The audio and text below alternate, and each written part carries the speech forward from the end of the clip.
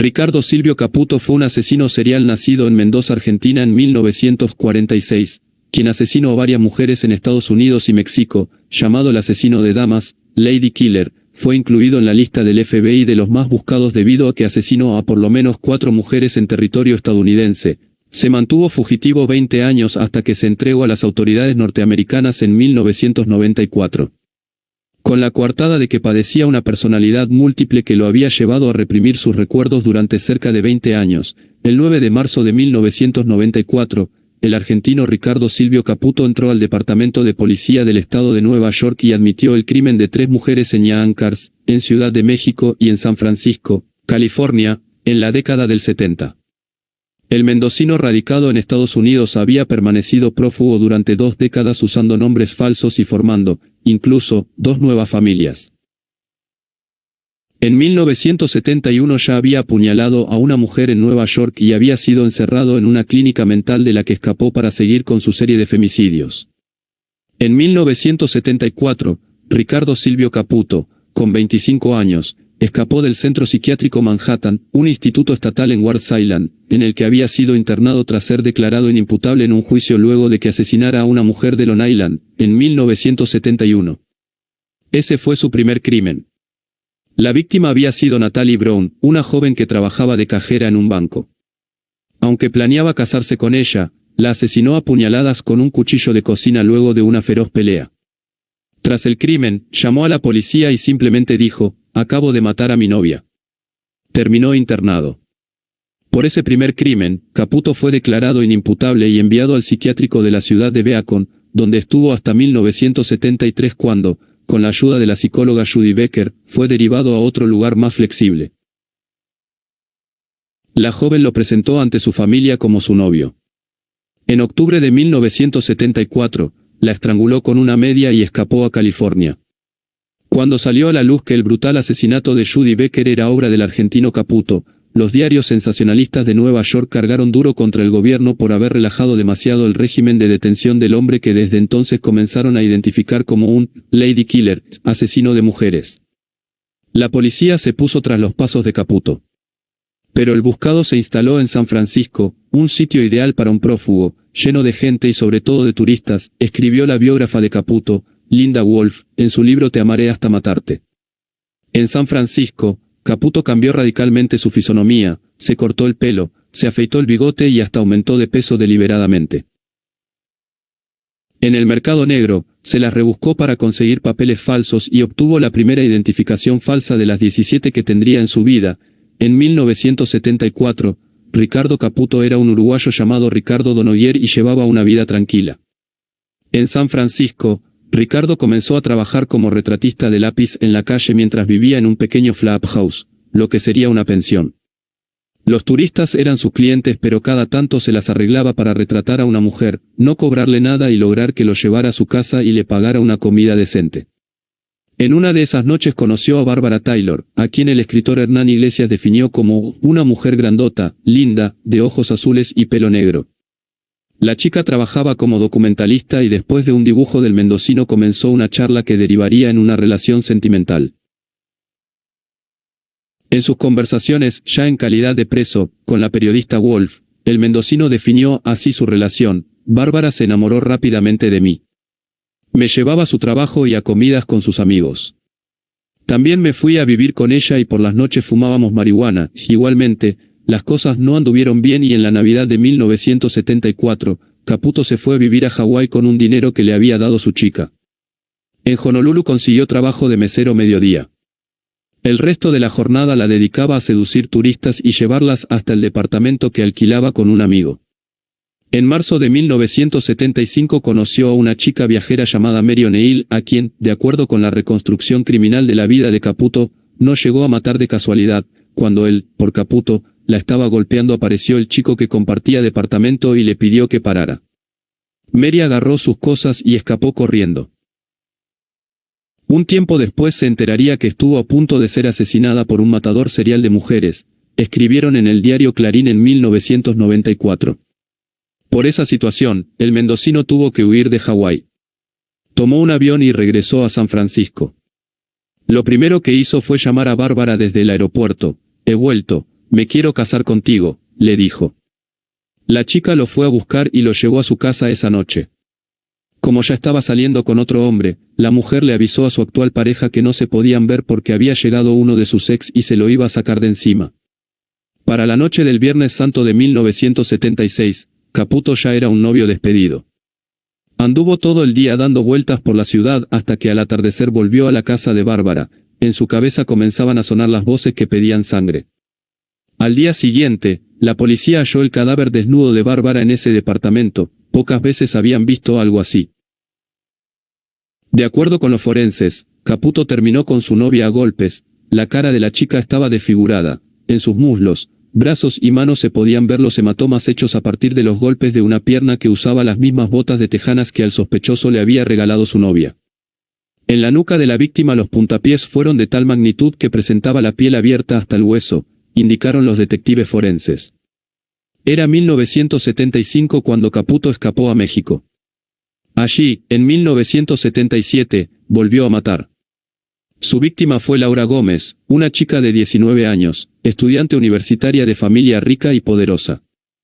Días después de asesinar a la mexicana Laura Gómez, Caputo logró escapar de México y regresó a Estados Unidos.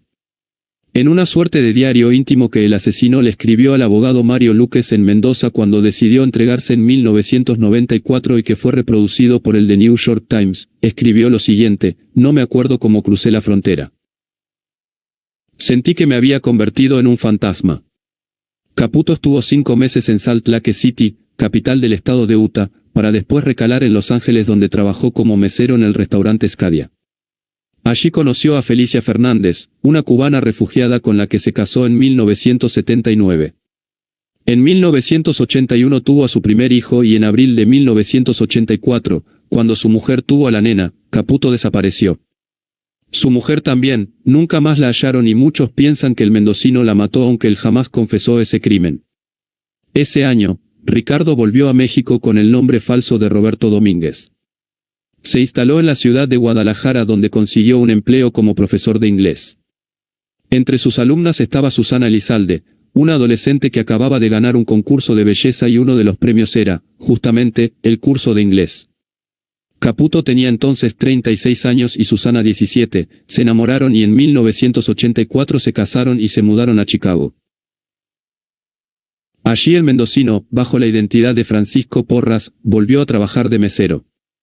Entre 1984 y 1994, Caputo tuvo 4 hijos con Susana.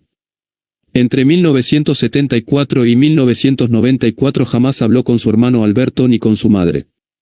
El matrimonio con Susana fue, según las palabras del mismo Caputo, la mejor época de su vida.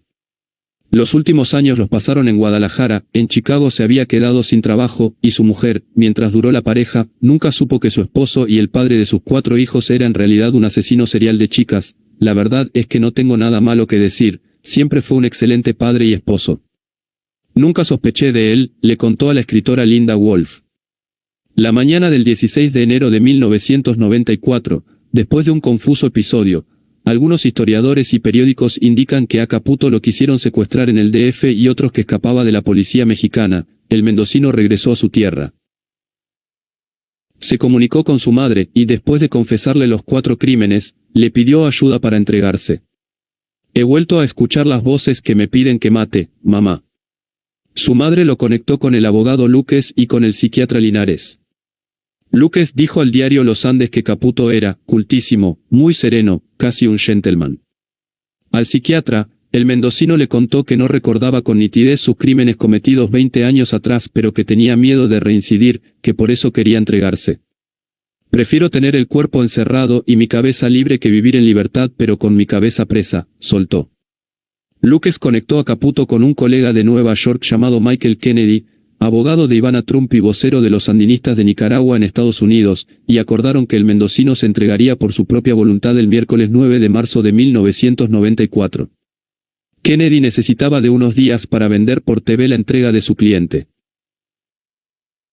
Y eso hizo. Cuando Caputo llegó a Nueva York, antes de ser apresado pasó por un estudio de TV de la cadena ABC donde un periodista habló con él en una entrevista exclusiva que se pautó en unos $100,000. En la nota de la revista Gato Pardo se reprodujo la conversación para el programa de televisión Primetime Live, ¿mató usted a Natalie Brown?, preguntó el periodista que se llamaba Chris Wallace. Sí, señor, respondió Caputo, ¿mató a Judith Becker? Sí, señor. ¿Mató a Barbara Taylor? Sí, señor. ¿Mató a Laura Gómez? Sí, señor. ¿Por qué las mató? Creo que fue por mi niñez. ¿Recuerda el día que mató a Natalie Brown? Sí, me acuerdo que fue un sábado. Agarré un cuchillo, pero no sabía lo que iba a hacer. La oía gritar y la veía borrosamente. Veía líneas blancas, rojas y azules y muchos puntos. Había puntos por todos lados. ¿Era consciente de que la estaba acuchillando? No. Sabía que estaba haciendo algo malo, pero no sabía qué estaba haciendo. ¿Sabe por qué mató a Judith Becker? No, estaba mentalmente enfermo. Hay mucha gente que piensa que usted es un asesino frío. No, señor. ¿Por qué habría de matarlas? ¿Para qué? No tendría sentido. Solo estando loco podría haber hecho esto. ¿Cuál era su nombre cuando estaba con Laura Gómez? Ricardo Martínez. ¿Sabía que ella estaba embarazada? No. Estaba embarazada. Durante días, Caputo fue el tema del momento en los medios americanos. El diario The New York Times mandó enviados especiales a Mendoza para reconstruir la vida del Lady Killer, o el asesino serial más buscado de los últimos 20 años, tal como lo definían. En el juicio oral, Caputo repitió ante los jueces lo que había dicho ante las cámaras de televisión. Se hizo cargo de los crímenes de Judy Becker y Barbara Taylor, el de Brown ya lo había confesado en 1971, ocurridos en Estados Unidos, y el de Laura Gómez, ocurrido en México. Nunca se hizo cargo de las muertes de otras dos mujeres, la escritora Jackie Bernard y la mesera Devon Green, ocurridas en la década del 80, ni de la desaparición de su primera esposa, Felicia Fernández. El último día del debate, después de los alegatos del abogado Kennedy, el juez dio la palabra a Caputo, quien aceptó hablar y en su perfecto inglés soltó: «Me entregué a las autoridades, su señoría, para evitar más muertes. Quiero decir a los familiares de las víctimas que estoy muy arrepentido de lo que hice. Estaba enfermo y espero que ahora, en la cárcel, pueda curarme». La sentencia fue a 25 años de prisión y lo enviaron a la cárcel de Ática, muy cerca de la frontera con Canadá y las cataratas del Niágara. En esa penitenciaría Caputo experimentó una leve mejoría, de a poco le sacaron las medicaciones y comenzó a integrarse con los demás presos a los que les enseñaba español, también reparaba televisores y se anotó en el campeonato de básquet para presidiarios. Su esposa Susana volvió a Guadalajara junto con sus 4 hijos y se sabe que nunca dejó de escribirle. Su hermano Alberto lo visitaba cada vez que podía.